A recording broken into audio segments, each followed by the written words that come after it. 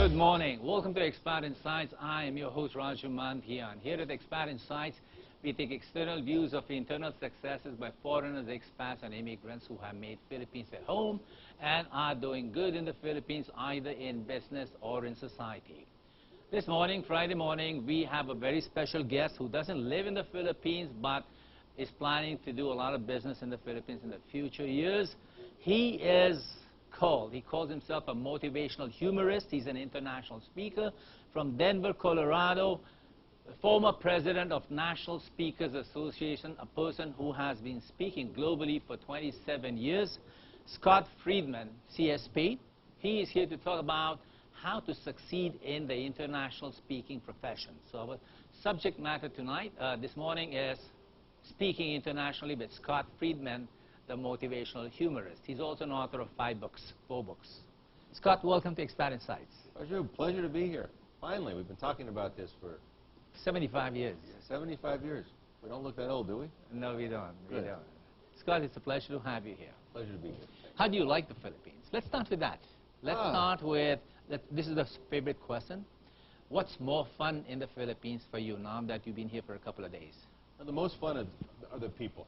They just have a true spirit for life. At any moment in time, they can break out in song, and I sing right along with them. Okay, you like that part. You Love like the that fact part, they're yes. happy, and that goes right along with the subject matter. Yes, they're Okay. celebrators of life. Your first time in the Philippines? Fourth time. Fourth time, but Yeah. this is the first time here in my little cave. You never invited me before. I wasn't Oh, here you have. before. That's right. You're right. So tell us a little bit about being a motivational humorist. Well, the reason I call myself a motivational humorist is if people laugh, it's humor. Right. If they don't, it's motivation. That's how you tell the difference. See, that's humor. See, there you go. That's how you tell. So, Okay. I started out as a motivational speaker. Right. The market defined me as more of a motivational humorist because I use a lot of humor to get my point across. Right. So, thus, motivational humorist. That Wow. way, there's not too much pressure on being funny. The humor is just the delivery style which brings you the message. Let's talk about the work you've done. 27 years of speaking globally and successfully and happily. Actually, I've been speaking globally 15 years. Okay. The first 12 years, for the most part, was in the United States. Okay. And then I decided I wanted to do most of my stories start with a woman, actually. I met a lady from the Philippines about 15 years ago. I was doing a program on a cruise ship. And In Asia? the cruise ship was in the Caribbean, but there were the lady had just graduated from hotel restaurant school in Cebu, actually. Yeah. And well, I thought I had fallen in love, so I called a friend of mine who was doing work with the Singapore government. I said, "Hey, I think I've fallen in love.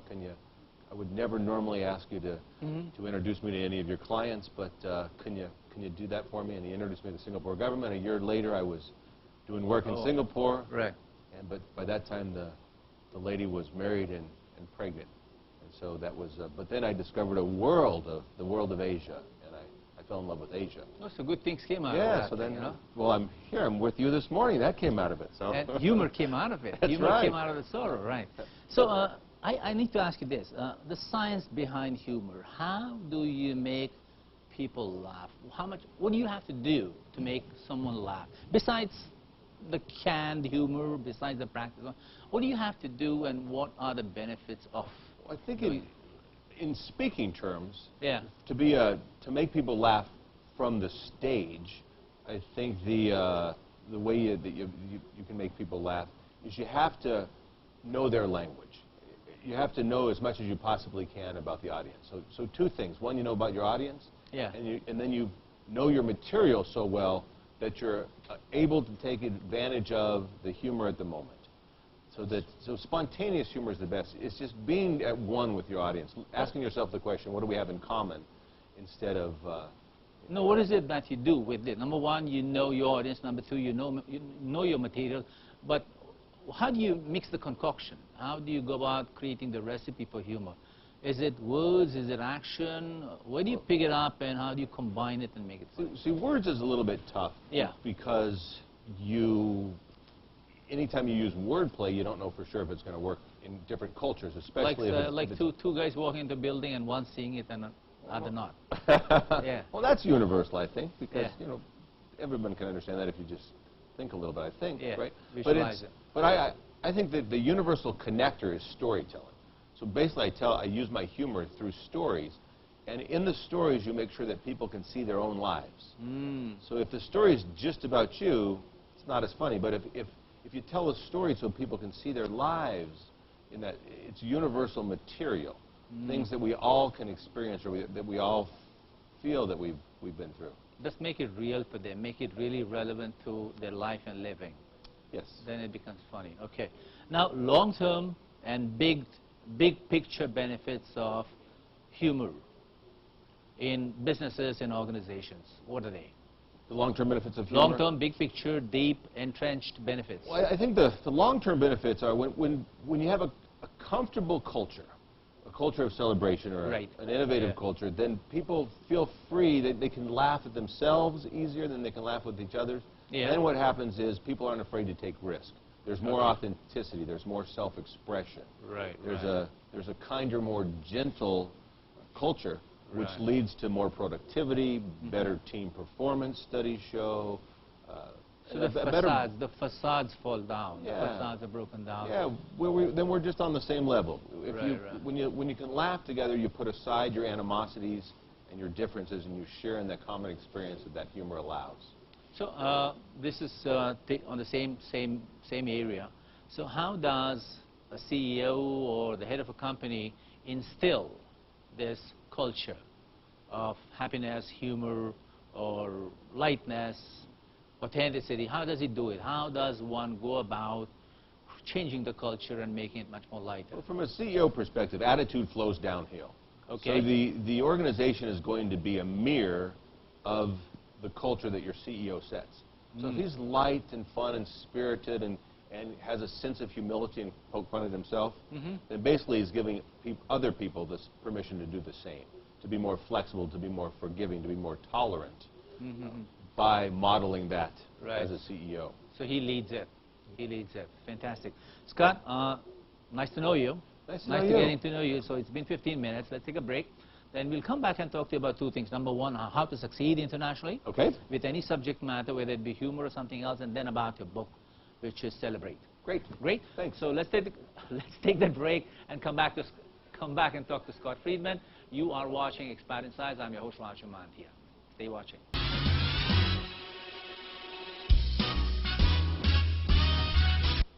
Good morning. Welcome back to Expat Insights. I'm your host, Raju Mandhyan. We are talking to international speaker, motivational humorist, Scott Friedman, CSP, former president of National Speakers Association. And we are talking about speaking internationally. So he just finished talking about humor, which is an essential part of any public speaking interaction. So Scott, now tell us about succeeding, taking one's... Oh, by the way, there's a lot of my audience who are speakers, writers, trainers, and they'd love to hear this. So how do you take your work, how do you take your profession and business globally? How do you spread it globally? Yeah. Well, first I think it starts with defining what you most value in your life. So I believe a career should be a tool to create whatever lifestyle you want to create, a chance to hang out with the people that you love, and a chance to make a difference in whatever unique way you want to make a difference in the world.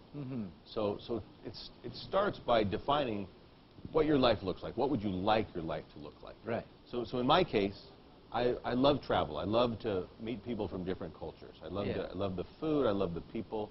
So then it's determining where you want to go. So you place no limitations on yourself. The only limitations you have are the limitations that you place on yourself. So basically today, really, it's not as difficult as it may appear, because with the help of Google and the American Chamber of Commerce or the British Chamber of Commerce, Australian Chamber of Commerce, wherever you may be from, you can tap into so many different business organizations all over the world, or just Google associations in the Philippines, and you'll probably come up with hundreds of different associations that possibly hire speakers. Then you can hire somebody to call those people. But what I would look for are the countries where the government supports training. Really? So where they have an HRD fund. I just came from Bahrain, and the government, they support training in a very big way. They support education and development. So they can get reimbursed for almost Oh, so the government provides incentives for learning and development. Right. So that's what you look for. Right. That would be the low-hanging fruit. Because there's some areas that would be lovely areas to speak in, but if the government doesn't have a fund, or the companies don't pay into a fund that then they can get reimbursed for, Yeah. then the fees are going to be a lot lower. So thus they must have spending money nationally, and then To get decent money. I mean, it's a lot harder to go into a country. Then you really have to have the credibility and the. and then you must be a need rather than a need plus a want. Yeah, as opposed to countries that you know they're going to do training, then can I be the preferred training provider, as opposed to first I need to build the case for needing training, and then can I be the So training if provider. you're somewhere in California or Philippines, then so that's the first step. You go and look for countries and businesses who have the spending money, who want to learn and develop their people. It'll be a lot easier that way. Your experience, your very first successful attempt, would you want to share a story? For success. Well, my first was Singapore. And out back in, like you mentioned, after the cruise. It was, right. That was 1997 when I first got over to Singapore, my first speech in Singapore. And the Singapore government, and I started doing work for the Civil Service College, which is the training arm of the Singapore government. At the time, they had 53 international trainers that were working under their banner. Ron Kaufman was one of them? I don't think, well, Ron actually, I think by that time was actually living in Singapore. He started with Singapore Airlines, opened up their training center. Right. So by then Ron was established already. Right. Yeah. But so every government employee in Singapore needs 100 hours of continuing education credits a year. So there's a big market already for trainers, and the government then reimburses for training.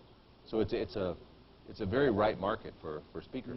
But again, with a flow of training funds, it's created a lot of training providers from different parts of, well, from Singapore and then other parts of Asia as well. Well, that's why there are so many international speakers who have made Singapore their home, because they initially got work out of the government.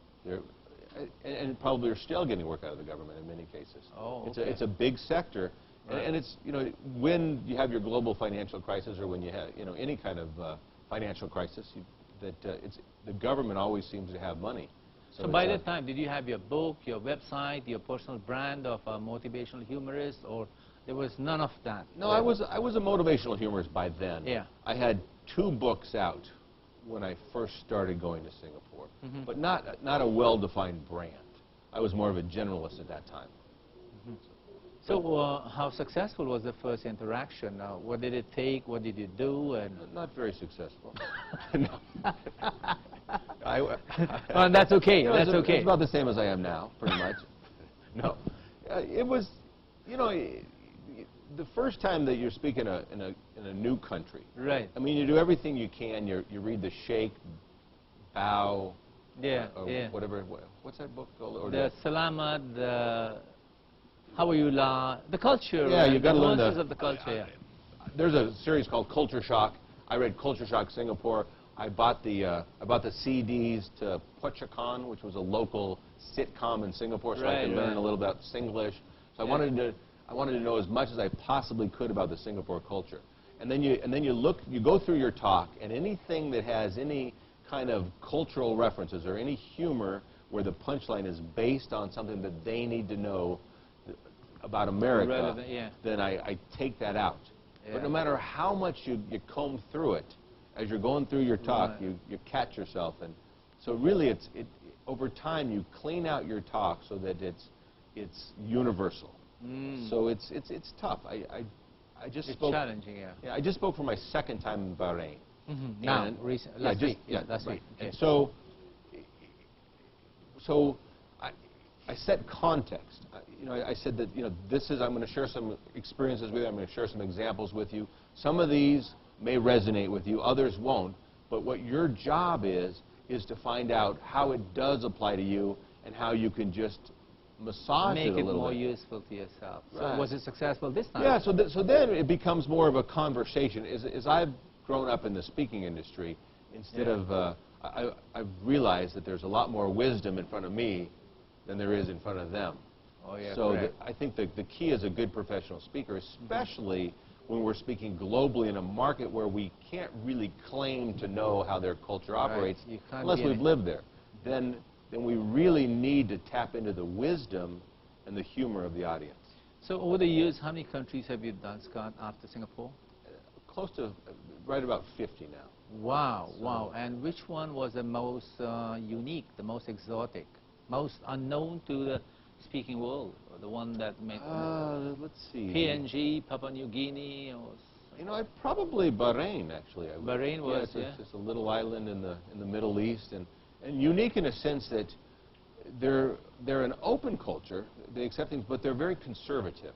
Right, right. So, you know, any references to drinking, not that I have a lot of references to drinking, but I do have one thing called the wine and cheese party, which playing out the word wine than wine, but that wouldn't go so well because you just don't. So you have to be supremely careful. You just want to be respectful. Yeah. Lots of Filipinos in Bahrain, in your audience that time. Well, it's interesting. In Bahrain, Yeah. they really support training for the nationalists of Bahrain. And was this a government job or was this a private? It was supported by the government. The Yeah. first program I did was Very good. it was a training company that's supported by the government. But the second one was a public event, but yet if you're a nationalist, then you can reclaim that training. If you're not, then and some of the training companies then would make special deals for the expat community so that they can afford it if they charge a higher price point than you know, to make up for the difference or. That's the business side of it. You were answering my question about were there Filipinos there? So Yeah, I was getting, so, yeah. right. So not very many. I mean, there are Filipinos. There are a fair amount of Filipinos there. Yeah. But there was only maybe a handful in the second program, and the first program was all Bahraini nationals. Okay. Now, in this journey from Singapore to Bahrain, no, in these 15, 20 years, no, you've written a few books. Yeah. How important is it for a speaker of your caliber or anybody who wants to be like you? Is it important today in this world to write a book? In the years ago it was. Is it still good? I think it's more important, more now than ever. Right. Because before, you could be different things to different clients. I started as a generalist in this business. Right. That was before the internet had become popular. Right. And I could be a sales superstar to 5 speaker bureaus, and they would know me as a motivational sales guy. So they would call me if they wanted a motivational sales keynote. Which is the first thing most speakers do, sales. Well, many. Generally speaking, yeah. So then to others I could be an after dinner type speaker. Right. But now that you're really trying to create a niche for yourself in the marketplace. You're trying to build a brand. Right. And it's so much easier to build an online brand with YouTube and the internet today. You know, you can immediately go global. So the book becomes your calling card. So the reason I wrote the book Celebrate was because I wanted to have credibility in the HR space worldwide. In the happiness neighborhood, quote unquote, in the celebration. Yeah, I mean, it would fit under the happiness genre. So I wanted a calling card. I wanted people to say, "Oh, you're the guy who wrote Celebrate. We would like you to come speak for us." You want to work in that area, right? And I wear 2 hats. I'm a speaker and I do some promoting as well. And I know when I look to bring over speakers to Asia, that I start by going to the bookstore, and I'll see who has a brand already established. So if they're in the Singapore bookstore and the Malaysia bookstore, the different bookstores, then I know that. So they have a certain amount of recognition before you bring them in. Right, because if you're doing a public event, then it's a lot easier to sell. But even a private event, if you want your employees to be excited ahead of time and they've heard of the speaker, then they're going to be jazzed up when the speaker comes in. So it's more important now than ever. To have a book. Oh, 2 questions to follow up that one. No? Number 1 is the fact that you mentioned that internet has become such a powerful thing for everyone. No? Today, in the years before, it was important to be a subject matter expert. You needed to know something very well. No? Today, information's at the touch of your fingertips. From that perspective, are global speakers, professional speakers, still needed to travel, move, and have face-to-face interaction is still as valuable as it was before? or you see things are changing? Well, there's more information, Yeah. some that's credible and some that's not credible on the internet. Yeah. I mean, the purpose of a professional speaker is to weed through that information and give you the Synthesis of it. yeah, the true expertise, but to do it in a manner that's entertaining and that's easy to swallow, that you're going to remember. So I think professional speakers are needed more than ever, because there's so much out there that it can be overwhelming to try to find that material. Okay, so in that perspective. Now, yesterday I was with Brian Tracy. Last week I was with Brian Tracy, and he said he's been writing a book every 90 days to stay on the horizon, to stay in people's eyes that he's writing a book. So he has 55 books. The question I'm saying is, what are you doing today to stay in the mind of your customer, to be present up there? What do you do? How do you use the internet to stay present? What do you do? Do you write articles, blogs? I'm going to talk about what other people do.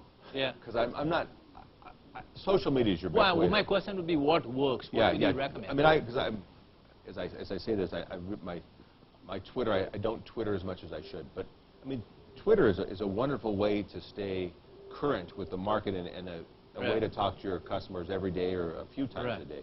A fan page on Facebook is a wonderful way to do it. An e-zine, to write a blog. Wonderful ways to stay in front of your customer and other experts in the field, so that you've developed the brand reputation in whatever you claim to be an expert in. So and it doesn't cost strategy. You any, and it doesn't cost you any money to do that. It does cost a lot of money. No, I said it doesn't. I mean, it just costs time, but it's a habit. It becomes a pattern that I mean, I look at some people that do it, and I'm like, wow, how do they find the time to do it? Yeah. And it's like anything else. You get up in the morning and you brush your teeth. Yeah. You get up in the morning and you tweet. So instead of going out and digging in the farm and plucking fruits, you do your internet stuff. The other question that's on my mind is, based on the internet question, who do you think is using the internet successfully to improve his profession amongst the speakers that you know in the NSA?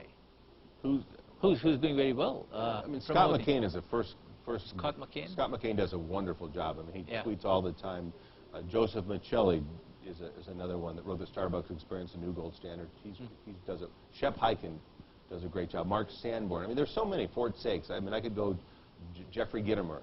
The list goes on and on. I mean, most NSA speakers, because we talk a lot about social media in NSA, as well as the other global speaker federation associations as well. So it's and we have some of the very best within the association. So you see what everyone else is doing, and you said, you know, I need to. And Alan Stevens, a master. He was president of the Global. I hardly know any of them. Anybody from Asia, you know, who does this? Anybody in the audience that's... You know, you mentioned Ron Kaufman. Ron does a nice... Oh, yeah. You know, he writes a nice e-zine and does a little bit of tweeting as well. He's I met Ron 15 years ago, and I asked him if he works alone, because his empire was so big, even back in 97, 98, no? And I spoke to Brian Tracy last week, and he said the same thing. They work alone. They work as lone rangers. Now, I'm just thinking, how is that possible that they don't have a team, a support staff, a writer, an editor, an artist? How do they manage this? I mean, I don't think you really. I mean, I think what Brian was saying is that he develops his own material, and then he has a support staff that helps him get it out. Ron's the same way. Ron has a team in Singapore that supports what he does. Research, just finding new material, labs. And then Ron massages that. Ron does some research himself as well. But he does have a team behind him that helps him with the social media piece of it, and then also the sales piece of it is where most of the speakers outsource the sales piece of it. Either they're with a speakers management company, they work with a lot of speakers bureaus, or they've hired a few folks to maybe here in a call center in the Philippines, possibly. A lot of speakers do that, actually, here in Philippines, because they have the American English. Plus the resources are easy. You know, there's so much available of it. And reasonably priced. I've heard Ken Blanchard and Anthony Robbins. They have a team that does research for new material, new sciences. And the team, they say, is as big as 100 people. Now, is that possible that you have 100 people, somebody who has a 100 people team and somebody who has hardly any? Where do you strike a balance, or Which Well, part? I saw a trend in the speaking business Yeah. maybe 15 years ago Yeah. where some of the speakers at the time thought the way to do the business the best was to build an organization, and then Right. they were the Right, mouthpiece of the organization. They would Right. do the To build a speaking. business rather than be a professional. Yeah. But what happens then is every month you have to do a certain amount of speeches, or you have to Or you to sustain the business. to You have to sustain the look after business. the business. And you can do it easier today through blended learning, where you have online courses and webinars Right, and television, right. and you're an affiliate program. So it's a little bit easier so that you're not always having to be out on the road to make money. But it's really personal choice. I want to be a speaker and not a manager. I don't want to spend my time managing people. I just want to make my life easy. So that's your choice. So it's to me it comes down to the joy and the hassle factor. I want Yeah, more yeah. joy in my life. I want less hassle. So however many employees gives me the perfect balance between more joy and less hassle. That's what I want. All right, Scott, let's take a little break. One more Okay. time. No? Let's take a break. Then we'll come back and talk to you about your new book Okay. and the work you're going to do in the Philippines in the coming months. Celebrate. Do you have the book copy with you? I do. I do. Okay, so stay watching, and we'll come back and talk to Scott Friedman. We'll talk about what he's going to do in the coming months in the Philippines. This is Raju Mandhyan, and you are watching Expat Insights.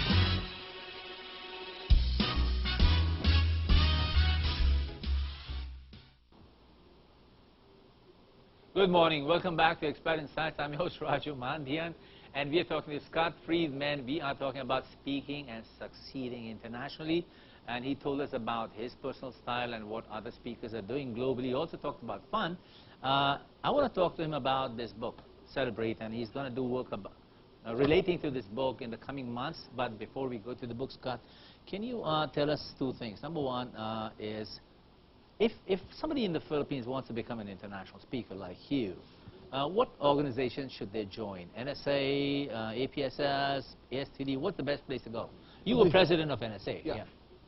I was president of the National Speakers Association Yeah. of America, Yeah. which is one association within the Global Speakers Federation. Right. So the Global Speakers Federation is the umbrella organization, and we have, here in Asia, we have two associations. We have the, as you mentioned, APSS, Asia Professional Singapore. Speakers of Singapore, Yeah. and then the Malaysian Association of Professional Speakers. Okay. But if you join any association, then you're a member of the Global Speakers Federation. All members of all of those associations are, and so that's a wonderful a wealth of tools and knowledge that you can tap into by being a member of the Global Speakers Federation.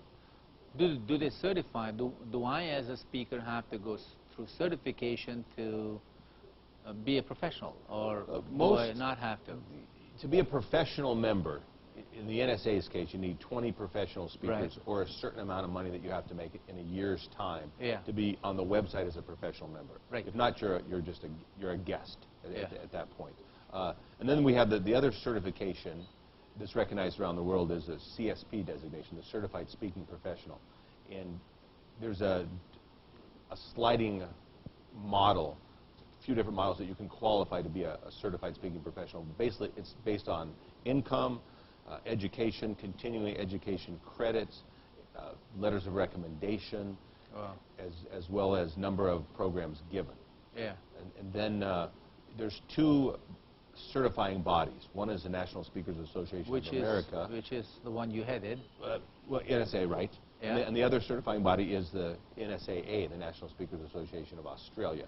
Right. So if you want a CSP from any of the associations, then you'd have to go through one of those channels. What happens post the certification? Then you become you wildly successful. Really? You fly first class. You eat good food. People bow at your feet. You Right. go They to come big begging, parties. knocking at your door, and say, "Come speak to us," or it doesn't I happen. mean, that's the dream. That's But I the mean, in reality, I mean, You still have to do your work. You still have to do Sure. your business side But of it's it. like when I get anywhere in the world, when somebody says, "Hey, who's a good speaker?" I just had requests from Bahrain just a couple days ago. You know, who's great in hospitality? Right. I say, check out nsaspeaker.org Right. because NSA is the one association that has a lot of international members as well. Right. And then I said, and turn to the Certified Speaking Professional page and the Hall of Fame members, because you have hundreds of them in there that are Oh, boy. certified. And that's a good place to start because you pretty much are guaranteed with a seasoned speaker that knows what they're doing when they're either a Hall of Fame member or a certified speaking professional or both. What does it take? What does it really, really take? You know, hard work, sweating, bleeding, years of practice. What does it really take to become you? Well, that's a therapy, maybe? Therapy, maybe a lower back massage. I mean, Dale Carnegie said that the difference between a good speaker and a great speaker is 1,000 speeches. So it's that's what it takes. So, like Malcolm Gladwell said 10,000 hours of practice. To become an 1,000 expert. speeches. I mean, just to get out there to Toastmasters is a wonderful place to start. I know that you've been involved. Somebody at NSA told me Toastmasters is where you learn to speak, and NSA is where you speak to earn. It's a pretty good one. Right. A pretty good one. The question. So, tell me a bit about the business side of it. So, what kind of arrangement do global speakers go into when they offer to speak, or when they're contracted to deliver a program? What's the business deal that should go through? When I got started in the business, and probably for the first 15 years of the business, many, if not most, motivational speakers or speakers within the Global Speakers Federation made their money from being on the platform. And now business models are so diverse that teleseminars, coaching, consulting, webinars, online learning programs, affiliate programs. So used to be #1 was through keynotes and the actual being on a platform. You get $100,000 for being, not 100. Now, whatever. Well, I mean, you can make a good living in this business. Right. But now, speaking is no longer the #1 way to make money in this business. It's like down to, I think, #5 now, behind the webinars, books, and online product sales, downloadable files and stuff like that. And a lot of, I mean, that's the other beauty of the Global Speakers Federation is you and I we're colleagues. We trust one another. You come out with a new online learning program, and you say to me, "Hey, can you put this on your website?" And if they click through on your website, you get 30% of the revenue. So we help each other make money. That's the whole purpose of the Global Speakers Federation. And really is. There's also good ethics between speakers. It's to increase the size of the pie. It's that it's to help each other become more successful. If I share my secrets with you and help you make money, you're going to do it. You're going to do the same for me. Then we all become better speakers, and we serve the world. And we make the world a better place. So, Scott, tell us about this book now. And what is this about? And so Celebrate was written as my business card, basically, to get into international HR conferences. It's in the employee engagement space. Okay. So it's about how to celebrate success. How do you acknowledge what's good in your organization, acknowledge the people that you do good things with, acknowledge your progress, and celebrate the milestones along the way.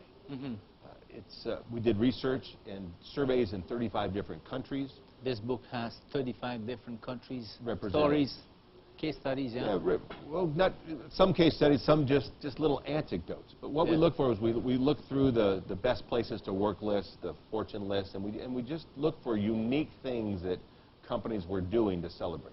And then we wrote about it, and now have the. So what are you doing on the platform with this in the coming months in Asia, in the Philippines?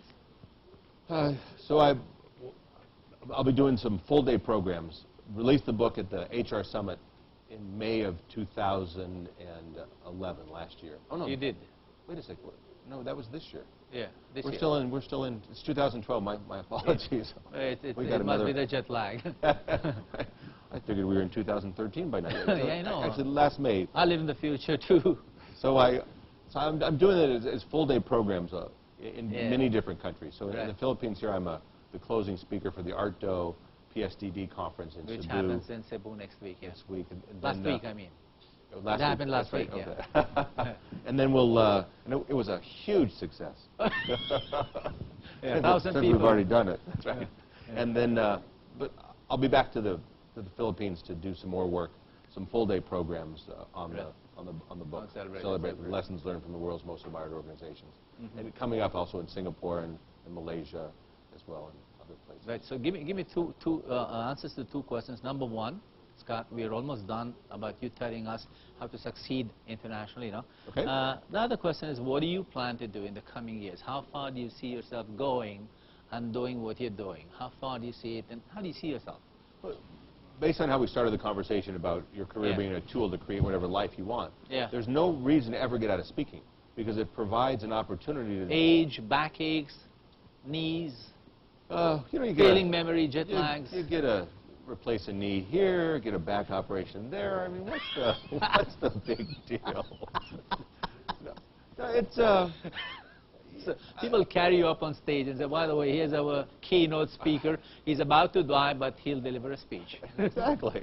You know, I will now take questions from the floor.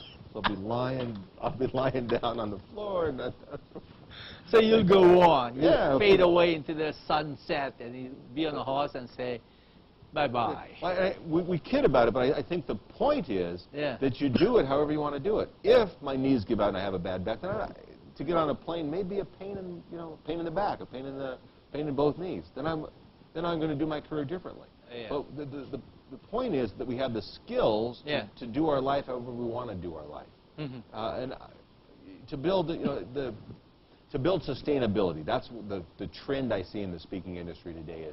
Is as we get older, you and I are no longer spring chickens, as we say. Well, I'll stay spring chicken until I'm 70. Yeah. I promised myself that. Cross my heart. Hope to die. I like that. What do we say? You can only be young once, but you can think young or be immature indefinitely, right? Forever. Forever. Forever. So, Scott, your tips for speakers in the Philippines. We're kind of remote in the Philippines, you know. We don't get APSS or NSA activities here. So there are 100 speakers out there. I know many of them personally. You know? Some of them are really good. I must tell you, the quality is very good. So what are your recommendations, quick recommendations for Filipino speakers in Asia to make it globally? There are some who have made it globally a bit. Well, first, if you have over 100, you should join. You should create an chapter, organization, an yeah. association here. NSA, Global yeah. Speakers Federation Association. Philippine That would be Speakers Association. Yeah, I like it. It has a nice ring to it. PSA. But then I would create a unique brand and become an expert in that your brand. And obviously the brand has to be relevant to whatever market you want to serve. Yeah. So build your expertise, write a book about it, and make sure that it's something that your clients want, and then start getting out there and.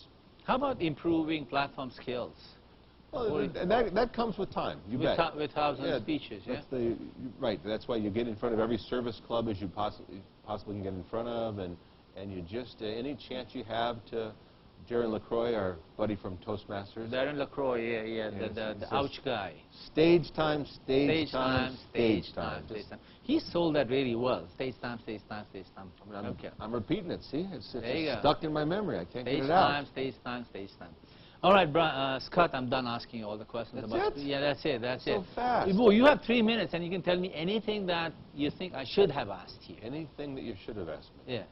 In those 3 minutes. Let's see, what is it that you haven't told me about succeeding and having fun internationally? CSP, we're done. You told me about fun. You told me about passion. You told me about going out into the sunset. Fun. Let's go back to the sunset. Okay. Going out in the sun. I think this is a wonderful lifestyle business. Right. And so it's, I think too often, that we do place those limitations on ourselves, and I think we need to give ourselves permission to have really good lives. And so I think that if we spend some time saying, what lifestyle do we want, and how can I create that lifestyle given my skills as a speaker? Given the resources, yeah. So that's, creating the right business model for you is so important. And collaborating with other speakers. The one thing that the Filipino speakers can do is to log on to Facebook and join you don't have to be a member of one of the speakers associations to join the Asia Professional Speakers on Facebook, because there's some great conversations going on. There's some links that are posted constantly that help us become better speakers. So today, collaboration is the new competition. So you and I aren't really competing against each other. We're collaborating, and we can help each other. 1 + 1 = 3. So it's to have an abundance philosophy and look how we can how we can collaborate with speakers all over the globe to help each other become better and help each other get our messages out and then help each other make money. Let's say amen to that. Thank you very much for being on Expert Insights. President of NSA, Scott Friedman. Where do they find you? You want to say some final words, website, web addresses? www.scottfriedman.net and www.celebrationfactor.com. Celebrationfactor.com. Hope to see you there. All right, so that's, Thanks, Raju. that was Scott Friedman. Thank you very much. One more time. Thank you. And that was about speaking internationally. I'm your host, Raju Mandhyan. This is Expert Insights. Good night and mabuhay, and we'll see you next week. Adios.